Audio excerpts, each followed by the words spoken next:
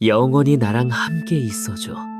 그 말은 종이에 대충 쓴 낙서에 불과했지만 나는 그 말을 읽고 심장이 멈춘 듯한 느낌이 들었다. 왜냐하면 나는 이미 그 버려진 집에서 그 유령의 다음 먹잇감이 되어버렸다는 것을 알았기 때문이다. 내가 초등학교 4학년이었을 때의 일이다. 그때 우리가 살던 동네 어귀에는 오래된 흉가가 자리 잡고 있었다. 2층짜리 낡은 콘크리트 건물로 세월의 흔적이 고스란히 남아 있었다. 외벽은 회칠이 군데군데 벗겨져 너덜너덜했고 창문 유리는 대부분 금이가 있거나 깨져 있었다. 어두운 밤이면 바람에 흔들리는 유리창에서 나는 소리가 마치 누군가의 신음처럼 들렸다. 동네 사람들은 그 건물을 흉가라 부르며 낮에도 가까이 가지 않았다. 어떤 이는 그곳에서 이상한 소리를 들었다고 했고 또 어떤 이는 창문 너머로 그림자가 움직이는 걸 봤다고 했다. 어린 나에게 그곳은 공포의 대상이자 호기심을 자극하는 신비로운 장소였다. 그러던 어느 여름날 동네 친구들과 함께 모여 담력 시험을 하기로 했다. 그 시험의 목표는 바로 그 흉가에 들어가 2층까지 올라가 보는 것. 낮 시간이라 겁이 덜했지만 막상 흉가 앞에 서자 심장이 쿵쾅거렸다. 친구 중 하나인 민호는 겁에 질린 얼굴로 진짜 갈 거야? 라며 주저했지만 나는 호기심이 두려움을 이겼다. 낮인데 뭐 무서울 게 있겠어. 나는 애써 태연한 척하며 민호를 끌고 흉가로 향했다. 건물 입구는 어두웠다. 문은 반쯤 열려 있었고 녹슨 경첩이 삐걱거리는 소리가 우리를 맞이했다. 1층은 예상대로 별다른 게 없었다. 먼지 쌓인 바닥, 부서진 가구 조각, 그리고 썩은 나무 냄새가 코를 찔렀다. 우리는 조심스럽게 계단을 올라 2층으로 향했다. 계단은 낡아서 발을 디딜 때마다 불안한 소리를 냈다. 2층 복도에 도착했을 때 나는 민호의 숨소리가 점점 거칠어지는 걸 느꼈다. 복도는 어두컴컴했고 창문으로 들어오는 햇빛은 희미했다.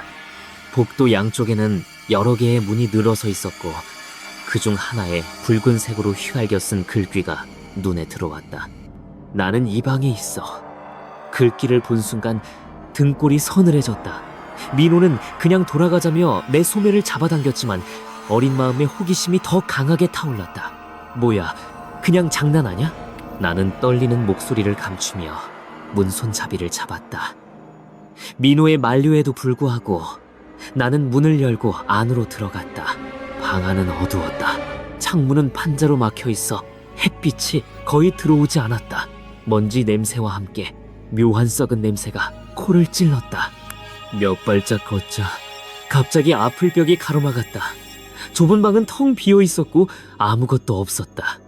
실망한 나는 돌아가려 했지만 그때 벽에 또 다른 글귀가 적혀 있는 걸 발견했다. 나는 옆방에 있어. 심장이 쿵 내려앉았다. 글씨는 방금 적힌 듯 선명했고 붉은색은 마치 핏빛 같았다. 민호는 제발 그만하자 라며 소리쳤지만 나는 오기가 생겼다. 이게 뭐라고 겁내냐. 가보자. 나는 떨리는 다리를 억지로 움직여 옆방으로 향했다. 복도는 점점 더 좁아지는 듯했고 공기는 차갑게 변했다. 복도 한가운데 벽에 또 다른 글귀가 있었다. 머리는 이쪽, 몸은 이쪽. 민호는 그 글귀를 보자마자 비명을 지르며 계단을 향해 도망쳤다. 그의 발소리가 멀어지는 동안 나는 혼자 남았다. 두려움이 밀려왔지만 오기가 나를 붙잡았다. 이건 그냥 누가 장난친 거야. 나는 스스로를 다독이며 오른쪽 문을 열었다. 문이 삐걱이며 열리자 차가운 공기가 얼굴을 스쳤다. 방 안은 텅 비어 있었다. 먼지 쌓인 바닥과 허름한 벽뿐이었다. 하지만 맞은편 벽에는 또다시 붉은 글씨가 크게 적혀 있었다. 내 몸은 이 아래 있어. 화살표가 바닥을 가리키고 있었다. 떨리는 손으로 손전등을 비추자 바닥에는 또 다른 글귀가 적혀 있었다. 이 방으로 내 머리가 오고 있어. 뒤돌아보지 마. 그 순간 머릿속이 새하얘졌다. 공포가 온몸을 휘감았고 숨이 막혔다. 뒤에서 무언가가 다가오는 듯한 소리가 들렸다. 삐걱거리는 바닥, 스치는 옷자락 소리, 그리고 희미한 숨소리. 나는 더 이상 참을 수 없었다. 본능적으로 방 안에 깨진 창문으로 뛰어들었다. 2층 높이였지만 아픈 것도 잊은 채 창밖으로 몸을 던졌다. 바닥에 떨어진 나는 미친 듯이 뛰었다. 발이 땅에 닿는지도 모를 정도로 도망쳤다. 민호는 이미 흉가 입구에서 나를 기다리고 있었다. 그는 창백한 얼굴로 말했다. 야, 너 뛰어내린 뒤에 창문에서 어떤 꼬마가 웃으면서 우리를 쳐다보고 있었어. 그의 말에 온몸에 소름이 돋았다. 나는 고개를 돌려 흉가를 바라보았다. 하지만 창문에는 아무도 없었다. 아니, 정말 아무도 없었을까? 어둠 속에서 무언가가 우리를 지켜보고 있는 듯한 기분이 들었다. 그날 흉가에서 도망친 이후 나는 더 이상 그 동네 어귀를 지나지 않았다. 하지만 2층 창문에서 나를 바라보던 꼬마의 웃음소리, 벽에 적힌 붉은 글씨들, 그리고 삐걱거리며 다가오던 그 존재의 기운은 내 기억 속에 깊이 새겨졌다. 밤이면 꿈속에서 그 흉가의 복도가 나타났다.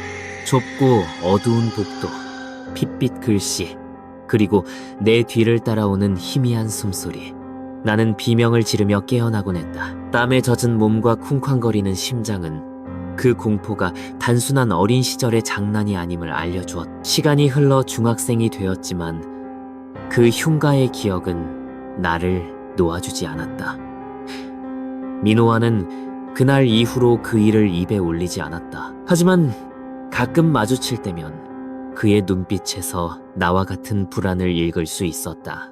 동네 아이들 사이에서도 흉가에 대한 소문은 끊이지 않았다. 어떤 이는 밤에 그 집 근처에서 이상한 소리를 들었다고 했고, 또 다른 이는 창문에서 어린아이의 그림자를 봤다고 했고, 심지어 흉가가 철거된 후에도 그 터에 이상한 기운이 남아있다는 이야기가 돌았다. 어느 여름날 나는 친구들과 함께 동네 놀이터에서 시간을 보내고 있었다.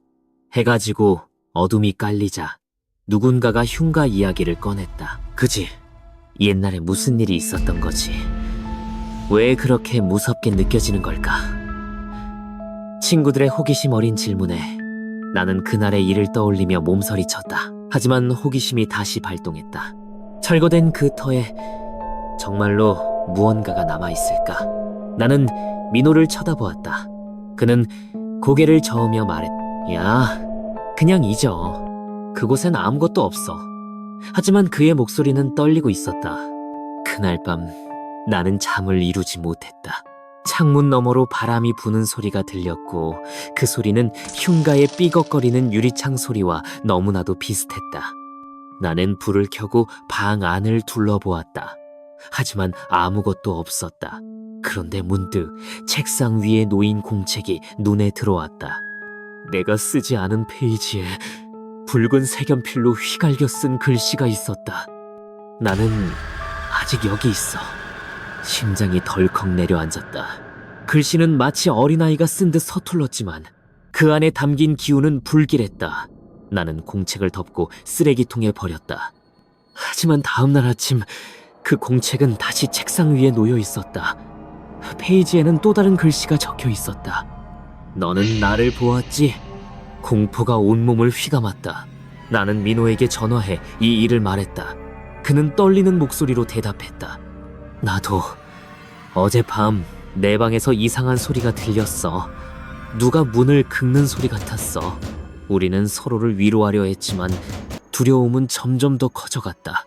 며칠 뒤 나는 동네 어르신에게 흉가에 대해 물어보았다. 그는 오랫동안 그 동네에 살아온 사람으로 이상한 이야기들을 많이 알고 있었다. 어르신은 담배를 뻑뻑 피우며 말했다. 그 집 오래전부터 이상했지. 20년 전쯤 그 집에서 한 가족이 살았어. 근데 어느 날 그 집 꼬마가 갑자기 사라졌지. 가족들이 필사적으로 찾았지만 결국 못 찾았어. 그 후로 그 집에서 이상한 일들이 일어나기 시작했지. 사람들이 밤에 아이의 웃음소리를 들었고 창문에서 그림자를 봤다고 했어. 어르신은 말을 이었다. 그 집은 결국 버려졌고 흉가로 불리게 됐지. 철거된 지금도 그 터엔 그 꼬마의 원혼이 남아있다고들 해. 그 아이는 자신을 본 사람들을 잊지 못하는 거야. 그 말을 듣는 순간 나는 온몸이 얼어붙었다. 내가 본 그 글씨, 민호가 들은 웃음소리, 그 모든 것이 그 꼬마의 짓이었을까? 나는 도서관에 가서 그 집에 대한 기록을 찾아보았다. 오래된 신문 기사에서 충격적인 사실을 발견했다. 그 집에서 실종된 아이는 단순히 사라진 것이 아니었다. 그는 집안에서 비극적인 사고로 죽었고 그 후로 가족은 집을 떠났다. 하지만 이상하게도 그 집은 이후로도 여러 번 이상한 일들이 일어났다고 했다. 사람들이 밤에 아이의 그림자를 보거나 벽에 붉은 글씨가 나타났다고 증언했다. 심지어 철거 후에도 그 터에서 이상한 소리를 들었다는 사람이 있었다. 그 후로 나는 매일 밤 그 꼬마의 존재를 느꼈다. 꿈속에서 그는 흉가의 복도에 서서 나를 향해 웃었다. 그의 얼굴은 보이지 않았지만 그 웃음소리는 내 귓가를 파고들었다. 방 안에서는 가끔 썩은 나무 냄새가 났고 창문이 바람도 없는 밤에 삐걱거렸다. 심지어 내 방문 앞에 작은 발자국이 찍혀있는 날도 있었다. 나는 그 발자국을 닦아냈지만 다음 날이면 또다시 나타났다. 민호도 비슷한 경험을 하고 있었다. 그는 어느 날 밤 자신의 방에서 누군가가 문을 두드리는 소리를 들었다고 했다. 문을 열었을 때 아무도 없었어. 근데 문 앞에 붉은 색연필이 떨어져 있었어. 우리는 서로를 위로하려 했지만 공포는 점점 더 커져갔다. 나는 더 이상 이렇게 살 수 없다고 결심했다. 이 저주에서 벗어나야 했다. 나는 용기를 내어 마을 외곽에 사는 한 무당을 찾아갔다. 그는 흉가에 얽힌 이야기들을 잘 알고 있는 사람이었다. 무당은 내 이야기를 듣더니 고개를 끄덕였다. 그 아이는 억울한 죽음을 당했기 때문에 이 세상을 떠나지 못한 거야. 네가 그 집에 들어간 순간 그는 너를 기억했어. 하지만 걱정 마. 내가 너를 구해줄게. 그는 나에게 부적을 주며 말했다. 이걸 항상 지니고 다니렴. 그리고 절대 그 터 근처로 가지 마. 그 아이는 너를 통해 세상으로 나오려 할지도 몰라. 그 후로 나는 부적을 항상 지니고 다녔다. 꿈은 점차 줄어들었지만 완전히 사라지지는 않았다. 가끔 바람이 부는 밤이면 흉가에 삐걱거리는 유리창 소리가 들리는 듯하다. 거울을 볼 때면 그의 그림자가 스쳐 지나가는 듯한 기분이 든다.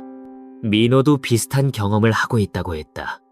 그는 최근 그 동네를 떠났지만 여전히 밤마다 이상한 소리를 듣는다고 했다. 최근 동네에서 또 다른 소문이 돌았다. 흉가가 철거된 터에서 새 집을 짓던 건설 노동자가 이상한 글씨를 발견했다고 했다. 벽에 붉은색으로 휘갈겨 쓴 글씨. 나는 아직 여기 있어.